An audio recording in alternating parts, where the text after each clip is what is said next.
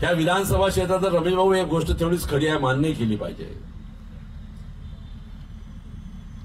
कारण राजकीय व्यक्ती म्हणून त्याचा अभ्यासही करत होतो, मतदारसंघामध्ये फिरत होतो आणि मतदारसंघामध्ये फिरत असताना काही गोष्टीचा अनुभव घेतला. जिल्हा परिषद पंचायत समिती, मी राज्याचा मंत्री असतानाही इथे असलेले जे आपले विरोधक आहे, भारतीय जनता पार्टीचे स्वतःला मोठे नेते समजतात, या विधानसभा क्षेत्राचे त्या ठिकाणी आमदार म्हणून असतात, त्यांची त्यावेळीची भाषा आणि सरकार बदलल्या त्यावेळीची भाषा. ओएसिस फर्टिलिटीच्या तज्ञांनी IVF उपचार पद्धतीद्वारे 1 लाखांहून अधिक जोडप्यांना मातृत्व प्राप्तीचा आनंद दिला आहे. मोफत अपॉइंटमेंट बुक करण्यासाठी आजच संपर्क साधा.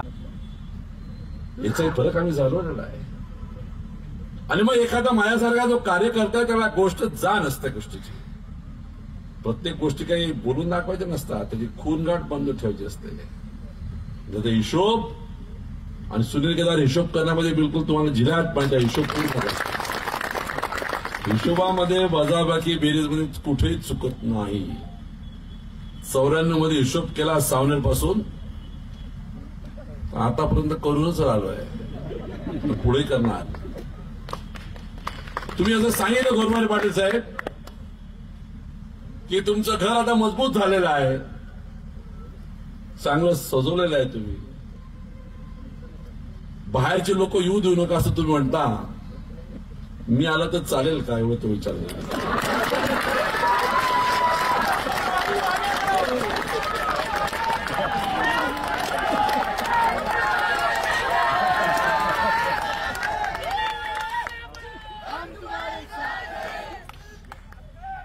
मी माझ्या राजकारणामध्ये नेहमी लोकांसाठी जगलो आहे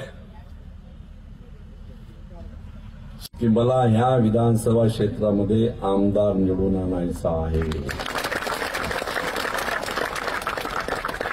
ये मेरा ट्रेलर है, पिक्चर अभी बाकी है. ये मेरा ट्रेलर है, पिक्चर अभी बाकी है.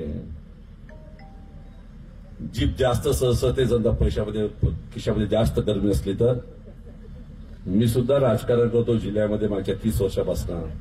निवड भाकरीवर करत नाही. त्या ठिकाणी सगळ्या राजकारणाला सगळ्या गोष्टीसाठी नेहमी तयार असतो. पण काही लोकांची बुद्धी समजा वाढली असेल तर जागेवर आणण्याचे मागं पुढे पाहत नाही.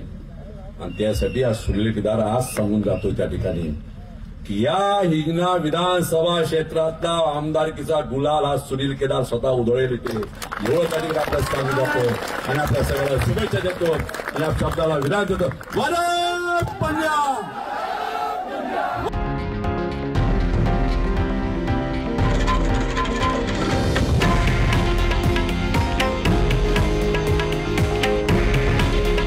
हे आहे देशातील नंबर 1 न्यूज नेटवर्क आणि आपण पाहत आहात TV9 मराठी. काळजी तुमची, हित महाराष्ट्राचं.